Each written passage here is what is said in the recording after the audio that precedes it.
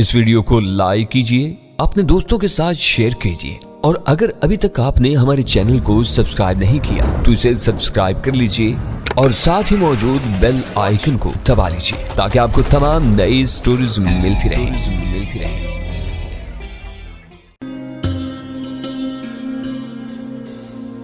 बिस्मिल्लाहिर्रहमानिर्रहीम। Discover original के मुअज़्ज़ज़ नाज़रीन, अस्सलामु अलैकुम। अब किस नंबर 533 मुलाहिज़ा फरमाएं। ये रस्सी बेड शीट को फाड़ के और पट्टियों को आपस में गिरा देकर बनाई गई थी। 6 फुट की ये पट्टियाँ एक एक बालिश से भी ज़्यादा चौड़ी थी, चुनाचे इतनी मजबूत थी कि बाआसानी एक आदमी का बोझ सहार लें। गालिब, वो हराम ज़्यादा निकल गया, मैंने चिल्ला कर कहा। गालिब आग से बचता हुआ एक जस्त में मेरे पास पहुंचा और मुझे अपने साथ घसीट कर ले गया। पागल हो गया है क्या? देखता नहीं आग कितनी तेजी से फैल रही है? जानू में जाए पैडरू। आग कालीन को खा रही थी, अलमारी में कपड़े जल रहे थे, सोफे में आग लगी हुई थी। मैंने गालिब के साथ धुएं शोलों से भरे हुए कमरे को उबोर किया तो मेरा दम घुटने लगा। एक लम्हे के लिए मुझे यूं लगा जैसे मैं चकरा के गिर जाऊंगा। गालिब खांस रहा था और मुझे खींचता जा रहा था। बेड पर जलने वाली लाश की चरांद अब नाकाबिले बर्दाश्त हो गई थी। अल्लाह का नाम लेकर मैंने एक आखिरी जस लगाई और बरामदे में आ गिरा। ताज़ा ठंडी हवा मेरे चेहरे से टकराई। फिर राबिया ने मुझे संभाल लिया। उसने मेरे माथे पर से पसीना साफ किया और मुझे खींच कर ले जाने की जिद्दोजहद करने लगी, लेकिन मेरे वज़न को घसीटना उसके बस की बात ना थी। ये नीम बेहोशी का मुख्तसर वक्फा था। होश में आते ही मैं उठ खड़ा हुआ। नाजो दौड़कर फ्रिज में से ठंडे पानी की बोतल निकाल लाई थी और गालिब पर उंडेल रही थी। गालिब ने सर झटका और उठ बैठा। उसने नाजो के हाथ से बोतल लेकर मुंह से लगाई और फिर मेरी तरफ बढ़ा दी। प्यास से मेरा हल्क भी खुश्क हो रहा था। चंद घूंट पीते ही मेरी जिस्मानी तवानाई बहाल हो गई। हम जीने के रास्ते नीचे उतरे। ऊपर का हमारा काम ख़त्म हो चुका था। अगरचे इस मार्के में कामयाबी का दावा गलत ना था, मगर आखिरी वक्त में पेड्रू के निकल जाने से फतेह की खुशी में एहसास ज़ियां शामिल हो गया था। मैंने घड़ी देखी तो 4 बजने में 10 मिनट बाकी थे। मुझे पेड्रू के हाथ ना आने का बहुत मलाल है, मैंने कहा। गालिब ने इकरार में सर हिलाया। शायद हमने देर की। मैंने कहा नहीं, तकदीर ने उसका साथ दिया। धमाके से ग्रिल टूट गई। मेरा ख्याल है कि ग्रिल धमाके से नहीं टूटी, तो फिर कैसे टूटी? उसने मशीन गन का राउंड चला के तोड़ दी। फरार का पूरा मंसूबा उस सैयार आदमी के जहन में पहले से था, गालिब ने कहा। फिर उसने इतनी देर क्यों की? शायद इस उम्मीद में कि उसे कोई मौका मिल जाए और वो हमें ख़त्म कर दे। असल है कि इतने बड़े ज़ख़ीरे को बचा ले। मैंने गालिब से इत्तफ़ाक़ किया। शायद यही बात थी। चादर फाड़ के उस तरफ से निकलने की तैयारी वो पहले ही कर चुका होगा।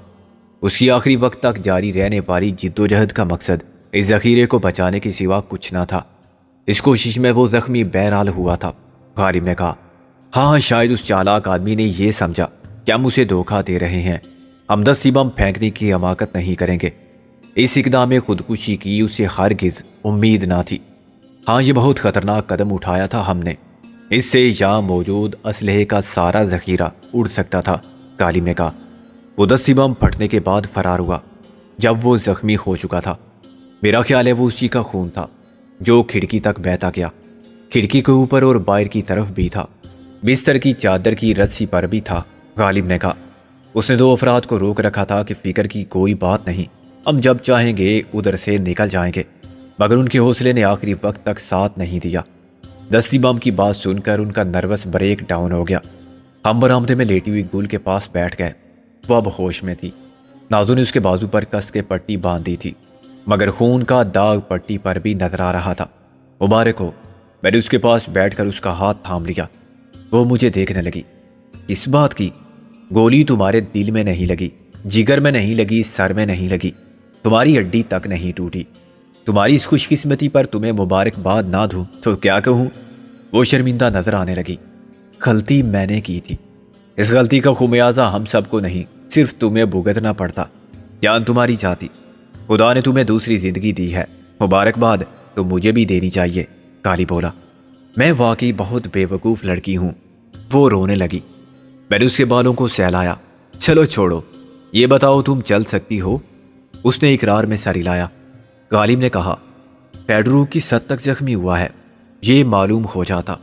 नहीं, اگر یہ معلوم ہو جائے تب بھی ہم اس کے پیچھے نہیں جا سکتے، کیونکہ ہم کوئی رسک نہیں لے سکتے۔ اس کا کیا بھروسہ نیچے اترتے ہی کہیں چھپ کر بیٹھ گیا ہو، اس امید میں کہ ہم نکلیں تو اسی گیٹ کی طرف سے۔ مشین گن اس کے پاس ہے۔ نازو نے کہا ہمارے پاس وقت بھی نہیں ہے، تم دونوں جاؤ۔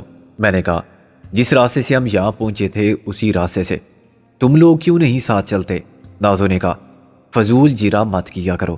میں نے برہمی سے کہا ہم تفریح کے لیے نہیں رک رہے ہیں، کچھ کام باقی ہے، وہ ختم کر کے آئیں گے۔ واپسی میں جتنی چھپکلیاں وغیرہ نظر آئیں ان سے الوداعی ملاقات کر لینا۔ کالم نے کہا چیخ مارنے پر پابندی بھی ہٹا لی گئی ہے۔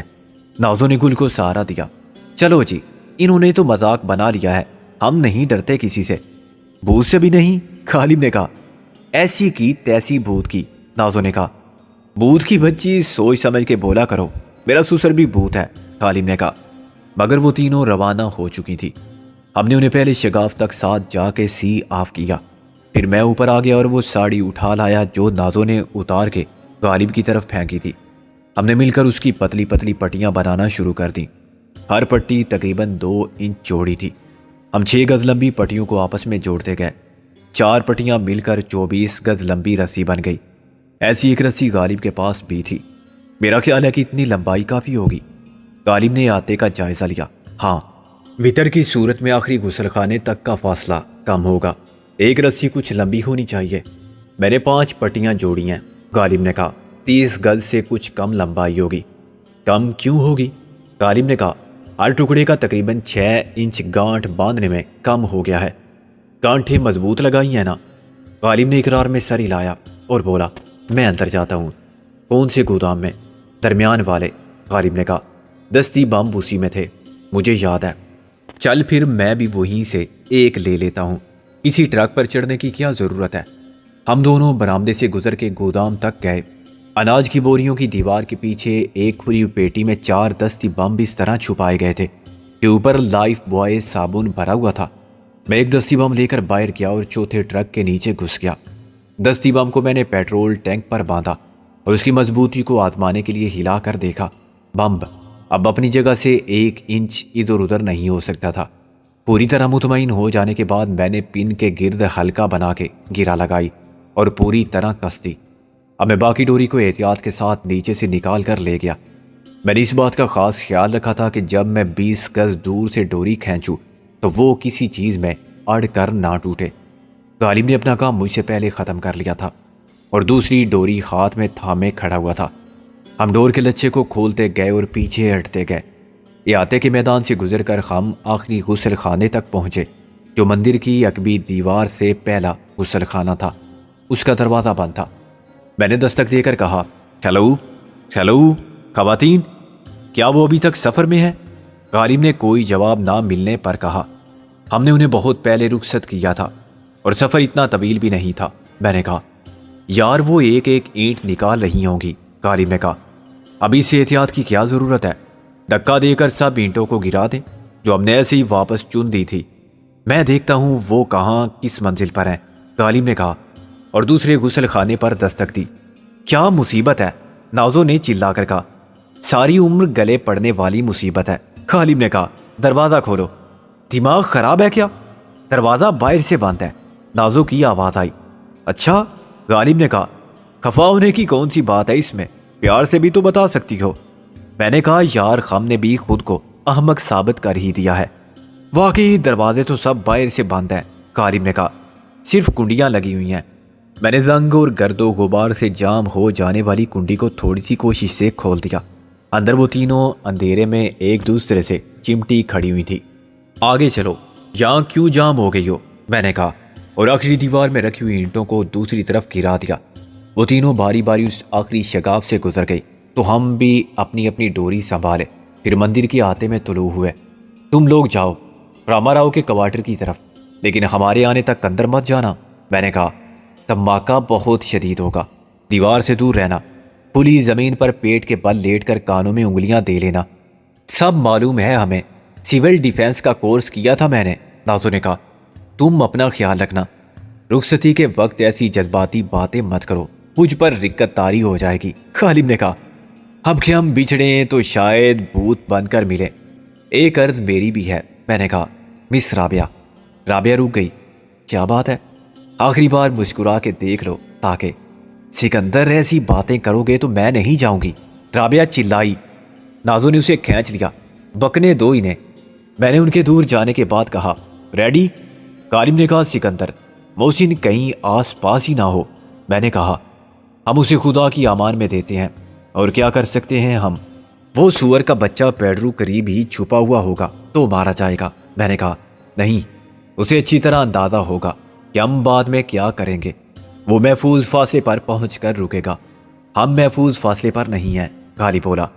ہاں 30-40 گز کچھ نہیں ہوتے، مگر ہم اور کتنی دور جا سکتے ہیں؟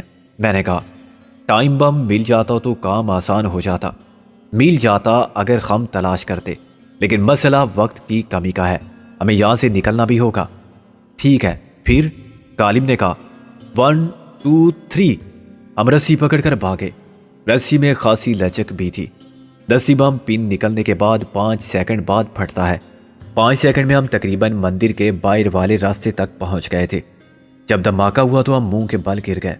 پہلا دھماکہ باہر ہوا تھا، اس کے ساتھ ہی دوسرا دھماکہ ہوا، پھر زمین پر قیامت آ گئی۔ پے در پہ ہونے والے دھماکوں نے زمین آسمان کو تے و بالا کر دیا۔ میرے کان سن ہو گئے۔ ہر گودام میں رکھا ہوا اور ہر ٹرک میں رکھا ہوا تمام آتش گیر مادہ الگ الگ دھماکوں سے اڑتا جا رہا تھا۔ یہ ایک چین ری ایکشن تھا، ایک بم سے دوسرا بم پھٹ رہا تھا، گولیاں پھٹ رہی تھی، شاید ڈائنامائٹ سے عمارت گر رہی تھی۔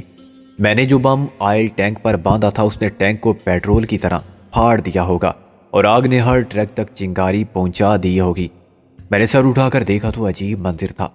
آگ دھوئیں کا بادل اوپر اٹھ رہا تھا، اس میں سینکڑوں ہزاروں چھوٹے بڑے پتھر پرزا پرزا ہو جانے والے ٹرکوں کے ٹکڑے تیر رہے تھے۔ میری نظروں کے سامنے ہنومان جی کے مندر کا بالائی حصہ ٹوٹ کر جھکا، اور اس کے ساتھ ہی باقی عمارت ڈوب گئی۔ دھول مٹی کا ایک اور بگولا اٹھا، بستی کی طرف شور محشر بپا تھا۔ غالباً دھماکے نے بہت سے گھروں کی دیواریں گرا دی تھی۔ کچی دیواریں اس دھماکے سے لرز کر زمین بوس ہو گئی ہوں گی، کھڑکیوں کے شیشے ٹوٹ گئے ہوں گے۔ چند منٹ بعد جب یہ طوفان تھما اور ختم ہوئی بارش، تو میں نے اٹھ کر غالب سے ہاتھ ملایا۔ بہت عرصے کے بعد خدا نے پھر ہمیں سرخ روح کیا، اور ہم نے علائم و مصائب کے بعد ایک بہت بڑی کامیابی کا انعام پایا تھا۔ ایسی کی تیسی چودھری دلاور کی اور تریونی کی۔ غالب نے کہہ مار کر کہا بڑے شکاری بنے پھرتے ہیں۔ میں نے ہنستے ہوئے کہا خوشی ایسی تھی کہ میں کہہ کے لگانا چاہتا تھا، ایسے کہ ساری دنیا سنے۔ میں رقص کرنا چاہتا تھا اور کلابازیاں کھانا چاہتا تھا۔ کامیابی کی اس منزل تک پہنچنے سے پہلے ہم نے بہت انتظار کیا تھا، اور بہت دکھ بھی جھیلے تھے۔ ذہنی و جسمانی اذیت برداشت کی تھی اور جلا وطنی قبول کی تھی۔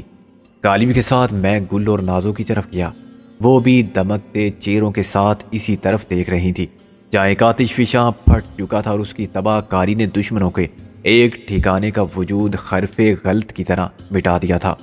ان کی لاشیں بھی پرزا پرزا ہو کے خاک ہو گئی تھیں، اور وہ عمارت جس میں انسانیت کے خون کی گرم بازاری کے شوق اور کاروبار میں مبتلا حفظ زر کے سوداگر موت کا سامان بیچتے تھے، صفحہ ہستی سے ایسے نیست و نابود ہو چکی تھی جیسے پہلے بھی حق کی قوتوں کے سامنے باطل کی خدائی کے دعوے داروں کا غرور خاک میں ملتا رہا ہے۔ غالب نے کہا یہ کروڑوں کا نقصان تو ہوگا۔ کروڑوں کا نہ صحیح، لاکھوں کا تو ہے، نازو نے کہا۔ میں نے کہا لاکھوں کا تو ایک خالی ٹرک ہوتا ہے، یہ 7 ٹرک تھے، ان پر لدا ہوا اسباب خون ریزی الگ تھا، پھر یہ عمارت اور اس کے اندر بھرا ہوا سامان قتل۔ غالب نے کہا سب ملا کے کروڑ کا تو ہو جائے گا۔ اسے پیمانہ زر کی قدر و قیمت سے مت دیکھو، متاع جہاں کا کوئی مول نہیں۔ یہ سوچو کہ ہم نے کتنی زندگیوں کے چراغ روشن رکھے، کتنے گھروں کتنے خاندانوں کا نام و نشان مٹنے نہیں دیا، کتنے بچے یتیم ہونے سے رہ گئے اور کتنی عورتوں کا سہاگ نہیں اجڑا۔ یہ سب اسلحہ ضمیر فروشوں کی تجوریاں بھرتا، مگر اس سے ہزاروں شاید لاکھوں انسان جن کا جرم صرف حب الوطنی ہے اور ایمان برحق ہے، لقمہ اجل بنتے، زخمی ہوتے اور معذور ہو جاتے۔ ہم انہیں نہیں جانتے، مگر وہ ہم جیسے ہیں، ہمارے ہم وطن اور ہم مذہب ہیں۔ میں نے کہا نہ ہم نے ان پر احسان کیا، نہ ہم نے کوئی کارنامہ سر انجام دیا، بس اللہ نے ہمیں وسیلہ بنایا اور توفیق دی۔ ہم نے وہ کیا جو ہمارا فرض تھا، جو ہمارے ضمیر نے کہا۔ راما راؤ اندھیرے میں بڑے مشکوک طریقے پر چلتا ہوا ہماری طرف آیا۔ کون؟ یہ تم لوگ ہو؟ اس نے کہا ہاں راما راؤ، یہ ہم ہیں، ڈرنے کی کوئی بات نہیں، میں نے انگریزی ہی میں جواب دیا۔ رابعہ نے کہا یہ کون ہے؟ میں نے کہا اس مندر کا پروہت، مدراسی ہے، اردو ہندی صاف نہیں بول سکتا، اس لیے انگریزی میں بات کرتا ہے۔ تم لوگ یہاں کیوں کھڑے ہو؟ اس نے قریب آ کر پور وحشت انداز میں کہا او مائی گاڈ، اور کیا کرنا چاہیے ہمیں؟ میں نے کہا تم کو بھاگ جانا چاہیے 1 منٹ ضائع کیے بغیر۔ وہ بولا کیا تم دیکھ نہیں رہے ہو کہ تم نے کیا کر دیا ہے؟ یہ سب دھماکے تم ہی کر رہے تھے نا؟ جتنی فائرنگ ہوئی تھی تم نے کی؟ میں نے کہا یہ آتش بازی کا شوق بہت پرانا ہے، ساری بستی میں ہر شخص یہ سمجھ رہا ہے کہ آج رات دنیا کا خاتمہ ہو جائے گا، صبح تک کچھ نہیں بچے گا، عورتیں بچے سب رو رہے ہیں، مرد خوف کے مارے باہر نکلتے نہیں، لوگ پوجا میں مصروف ہیں، اپنے اپنے گناہوں کی معافی مانگ رہے ہیں، اور تم یہاں کھڑے ہنس رہے ہو اور مذاق کر رہے ہو۔ اس نے برہمی سے کہا۔ میں نے کہا ہم اس کھیل کے عادی ہیں، لیکن دوسروں کے لیے یہ کھیل نہیں ہے۔ اس نے چلا کر کہا قتل و خون ریزی ہے، تباہی و بربادی ہے، انسانوں کو کیا سمجھتے ہو آخر تم لوگ؟ انسانوں کی جان لینا کھیل ہے؟ جو مارے گئے وہ انسان نہیں شیطان تھے، ان کے چہرے انسان تھے مگر ان کے اعمال۔ دیکھو فضول باتوں میں وقت ضائع مت کرو، جن کو تم شیطان قرار دے رہے ہو وہ کسی نہ کسی کے شوہر، بھائی یا بیٹے ضرور تھے، اور جو کسی سے خون کے رشتے رکھتے ہیں وہ انہیں انسان اور تم کو ان کا قاتل سمجھتے اور کچھ نہیں۔ اور اب تو تم نے بھگوان کا مندر بھی گرا دیا ہے۔ بھگوان نے کیا بگاڑا تھا تمہارا؟ میں نے کہا جب کہیں سیلاب آتا ہے یا بم گرتا ہے تو اس سے گھر ہی نہیں، عبادت گاہیں، ہاسپٹل اور اسکول بھی تباہ ہو جاتے ہیں، شریف اور بے گناہ معصوم سب مارے جاتے ہیں۔ ہمارے مذہب کی عبادت گاہ کا احترام کرتے ہیں، قصوروار تو وہ ہیں جنہوں نے بھگوان کے گھر میں اپنے پاپ کا کاروبار چلایا۔ اگر مندر کے ساتھ انات آشرم بھی رہتا تو یہ تباہی کیوں آتی؟ میں سمجھتا ہوں کہ تم بے وقوف ہو جو اس وقت دلائل سے ثابت کرنے کی کوشش کر رہے ہو کہ قصوروار کون تھا۔ لوگوں کی نظر میں پاپی تم ہو جس نے بھگوان کا گھر گرا دیا، مجرم تم ہو جس نے قتل کیے۔ تمہاری دلیل سے کون قائل ہوگا؟ کون سنے گا تمہاری بات؟ کسی عدالت میں بھی تم اپنی بے گناہی ثابت نہیں کر سکتے، خواہ وہ عدالت بالکل غیر جانبدار ہو۔ یہ معاملہ ہے جذبات کا۔ اس سے پہلے کہ لوگ مشتعل ہو کے مرنے مارنے کے لیے اکٹھے ہو کر نکل آئیں، یہاں سے دور چلے جاؤ۔ یہ تمہاری خوش قسمتی ہے کہ میرے سوا تم کو کسی نے نہیں دیکھا، اور میں کوئی مذہبی آدمی نہیں ہوں، ورنہ سب سے پہلے میں ہی تم کو مار ڈالتا۔ لیکن میری پوزیشن میں غور کرو، میں تم کو مزید پناہ دینے کا رسک نہیں لے سکتا۔ میری عزت، میرا کاروبار، میری زندگی سب خطرے میں ہے۔ میں نے کہا ٹھیک ہے راما راؤ، ہم جا رہے ہیں، بس اتنا بتا دو کہ کون سا راستہ ہمارے لیے محفوظ ہوگا۔ اس نے نفی میں ساری لایا۔ میں سمجھتا ہوں کہ تمہارے لیے خطرہ ہر طرف موجود ہے، چاروں طرف سے پولیس نے محاصرہ کر رکھا ہے، ان کو یقین ہے کہ تم 4-5 میل کے اندر کہیں موجود ہو۔ پھر وہ آئے کیوں نہیں؟ یہ آوازیں تو سنی ہوں گی انہوں نے، ضرور سنی ہوں گی۔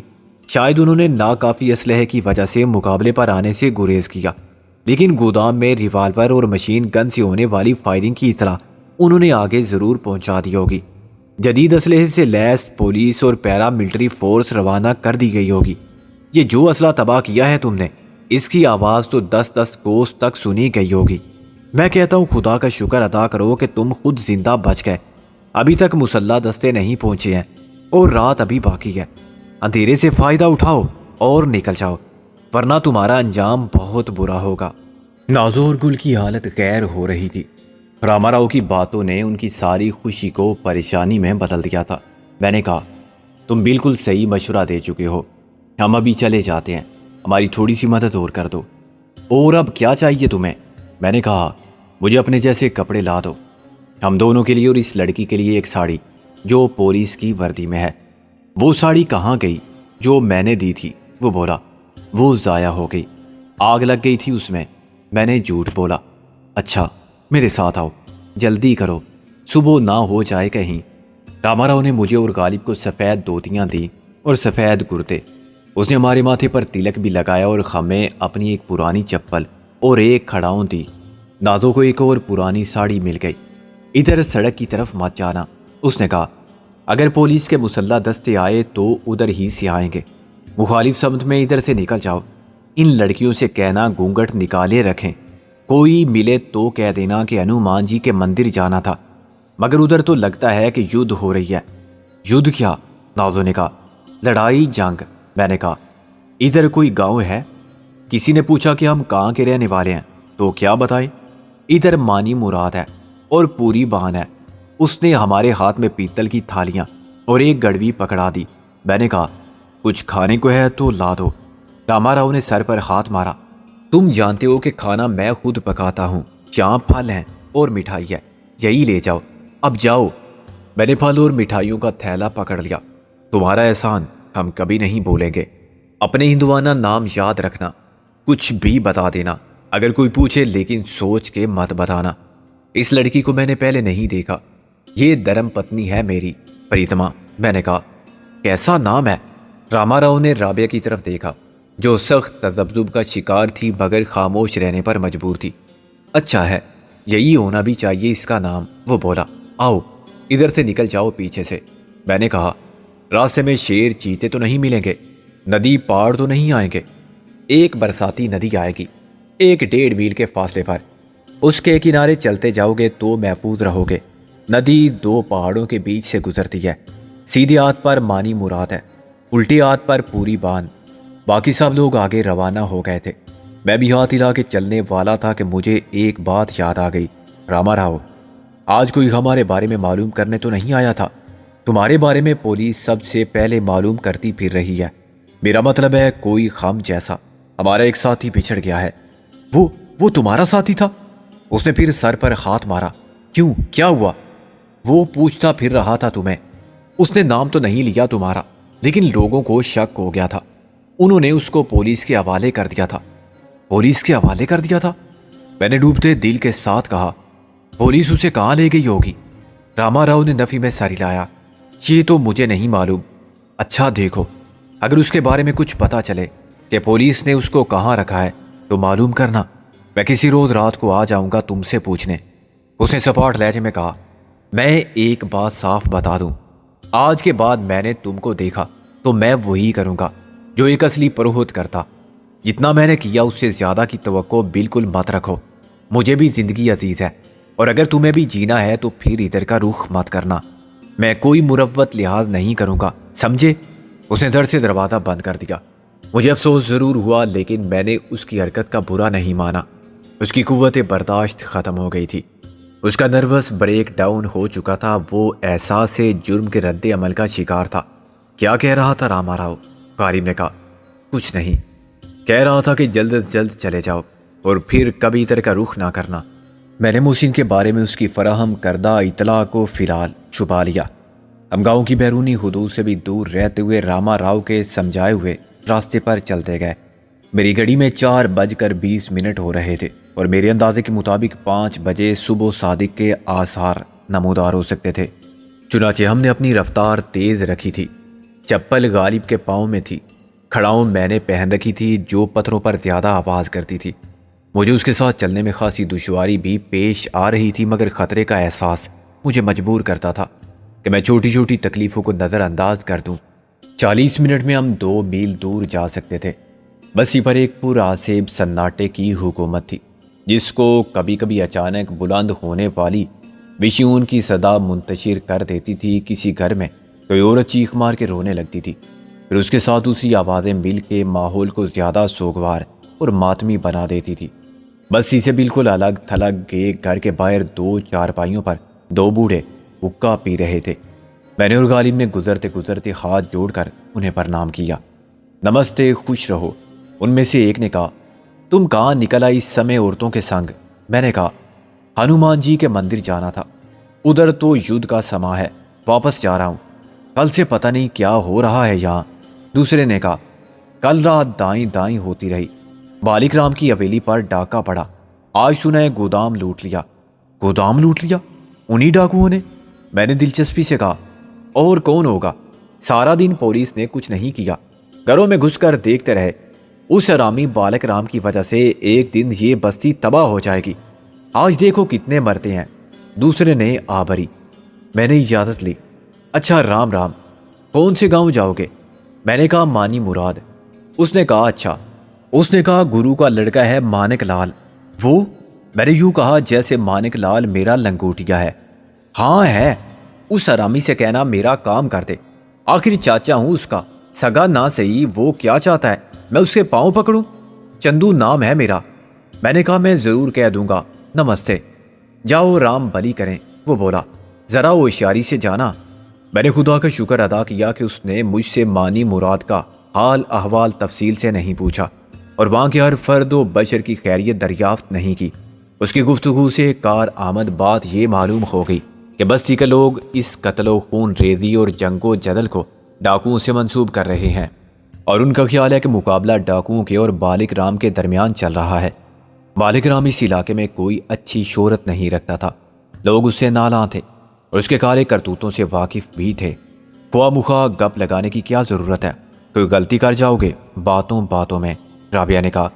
میں نے کہا مانی مراد کے بیٹے کا نام مانک لال ہے اور یہ اس کا رشتے کا چچا تھا، چندو۔ پھر؟ رابعہ نے حیرانی سے کہا، اور نازو نے مجھے سوالیہ نظروں سے دیکھا۔ ہمیں کیوں بتا رہے ہو؟ میں نے کہا کمال ہے، تم اور ہم مانی مراد کے رہنے والے ہیں اور ضرورت پڑنے پر یہی حوالے سند ثابت ہوں گے، ڈومیسائل سرٹیفکیٹ کی طرح۔ اس کے علاوہ یہ کتنی حوصلہ افزا بات ہے کہ ساری کارروائی کو لوگ ڈاکوؤں کا حملہ سمجھ رہے ہیں۔ طالب نے کہا اچھا، یہ تو بڑی اچھی بات ہے۔ اس میں کیا اچھائی ہے جی؟ نازو نے کہا ہم سے پوچھ رہی ہیں کہ اس میں اچھائی کیا ہے۔ خارم نے نازو کے انداز تخاطب کا مذاق اڑایا۔ اس نے بات ہی ایسے کی تھی جیسے عموماً بیویاں اپنے شوہروں سے کرتی ہیں۔ اچھی بات یہ ہے کہ ہم سورج سے بھلے مانس دکھائی دیتے ہیں، ہم پر ڈاکو ہونے کا شک کوئی نہیں کر سکتا۔ میں نے کہا۔ اچانک کسی نے چلا کے کہا کون ہے؟ رک جاؤ ورنہ گولی مار دوں گا۔ ہم سب کا اچھل پڑنا اور خوف زدہ ہو جانا تو ایک قدرتی امر تھا۔